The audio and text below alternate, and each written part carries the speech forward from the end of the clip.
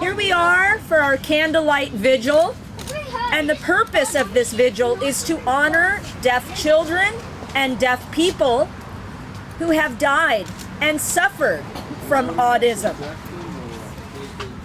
We honor those people who had to navigate through and suffer through the oral method, who were slapped in the hands, who were prevented from signing, and who underwent invasive and dangerous surgeries.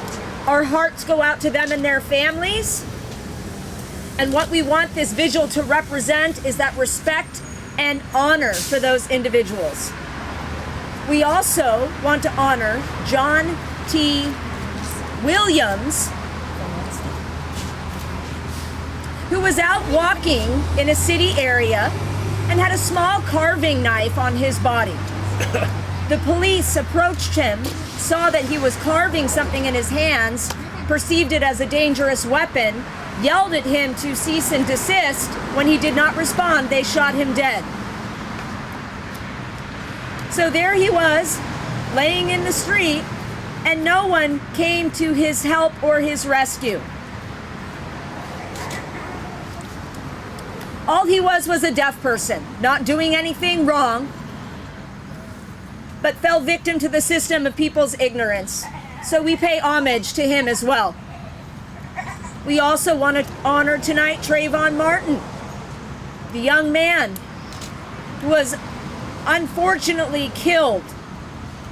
So he has suffered, his family has suffered, as have deaf people. We also want to pay homage tonight to Rhonda Johnson, who passed away last night in Minnesota from cancer. We pay honor to her and her partner and their families. She was a tremendous basketball player, and this is a huge loss for our community. So tonight we stand united in our respect and love for these individuals. I also want to thank all of you who are here tonight opposing our enemy, who stands tall with their celebration at the John Tracy Clinic, celebrating their profits while we suffer at the hands of their oral method and their cochlear implant surgeries. What we want to do now is have you speak your truth.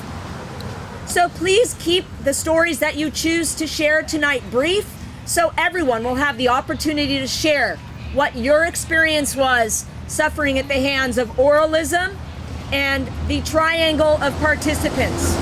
Please don't feel shy or inhibited or fearful.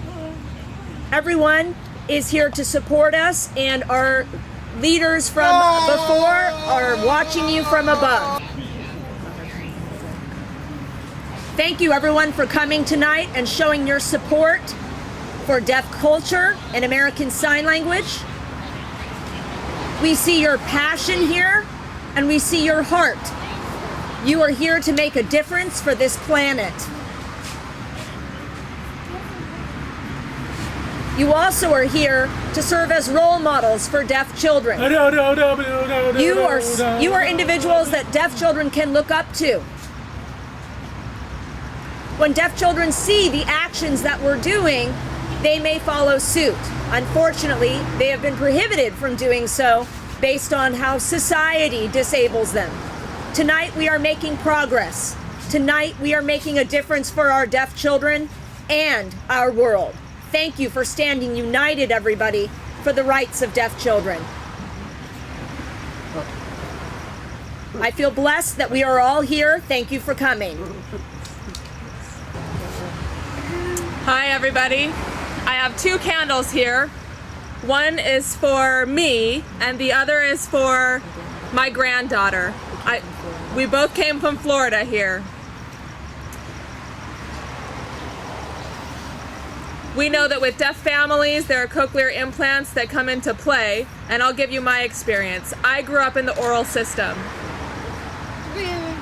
I started at the age of 3, and it was a terrible experience from the beginning, an experience I will never forget. I was abused. by the teachers that I had. They physically manipulated my lips, my chins. They forced me to speak in the manner that they wanted me to speak in. I had to say certain things like, "I love you, Mom," and when I said very simple things like that in English, my mom would cry with joy. But when I was able to express myself in sign language, it didn't matter. They actually forbade me from doing so. All of my education was to do with oralism, and when I think back on those experiences and who I am now, the language I'm able to use now, my sign language that I can actually express myself with, I absolutely adore and thank the school that I went to for allowing me to learn the actual native language that I was supposed to use from the beginning. I married into a multi-generational deaf family with deaf children and sign language at home, and it was a wonderful experience for me.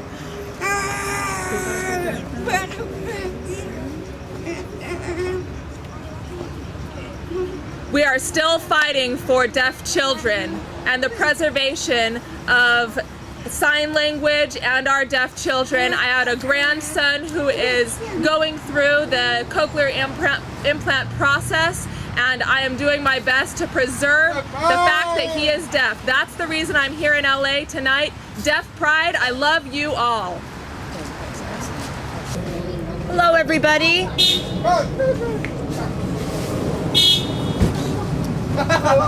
All right, everyone.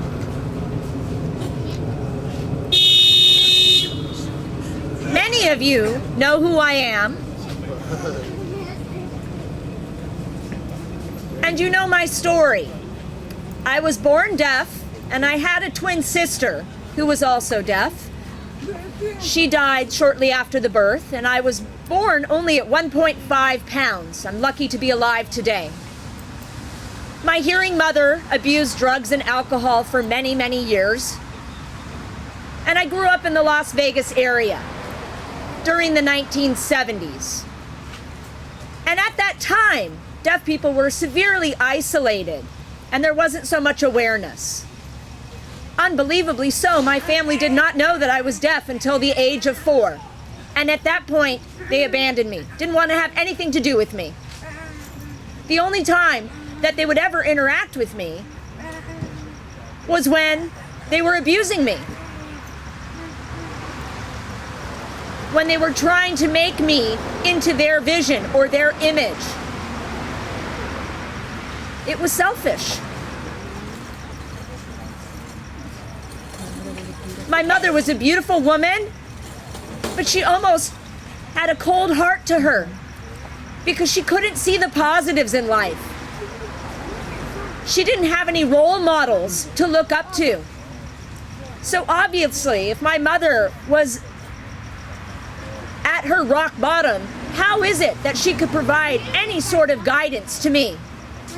My educational experience was in a setting where there was a building with deaf students on the same campus where there were hearing students. At that time, there was no mainstreaming or interpreters, and my teacher abused me.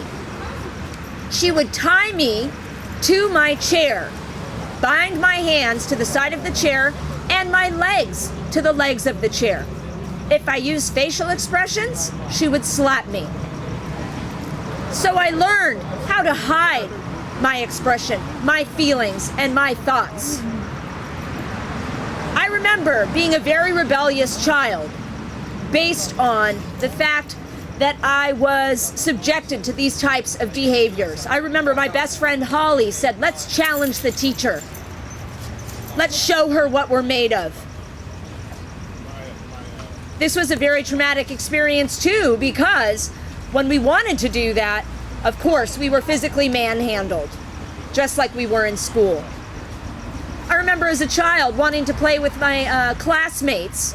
We would hide in a location where teachers or staff couldn't see us, so we could use our faces, so we could use our hands to communicate. The first time that I saw a deaf adult was when I was 7 years old, and I was elated. I saw Linda Bove on television when I was 7. And I thought to myself, wow, she's just like me.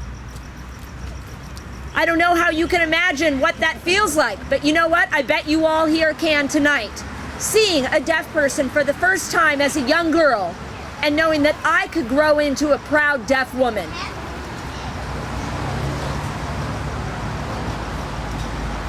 And I was maybe confused at this age that I would grow up and be a hearing person. But after seeing Linda Bove, I realized that that was my future. After my mother died, I knew it was time for me to change my life. I needed a new home. I needed to get away from Las Vegas.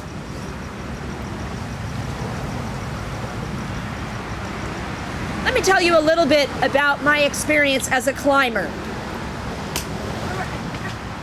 Now remember, I saw the world through my mother's eyes, and she was an angry person and a bitter person. So what I would do to get away from my mother was to climb up on the roof and gaze at the nighttime stars. Or I would climb into trees to get away from the hell that was my life. So that experience of getting away from my home life started my climbing career. And I will climb until my dying day. I do not ever intend to stop. I've moved here to Southern California to change my life, and when I did move, I didn't know any deaf people. It was like reinventing myself at age 19. And when I moved here some 22 years ago, I knew that I would no longer withstand that abuse from a family member, from a teacher, or from anyone, including my aunts and uncles. I knew that I would no longer tolerate people who did not accept and like deaf people.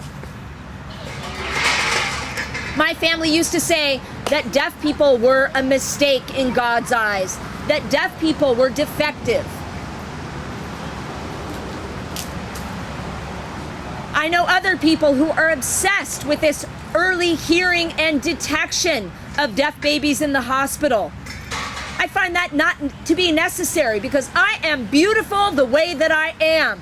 I am perfect the way that I am, and I am fucking proud to be deaf.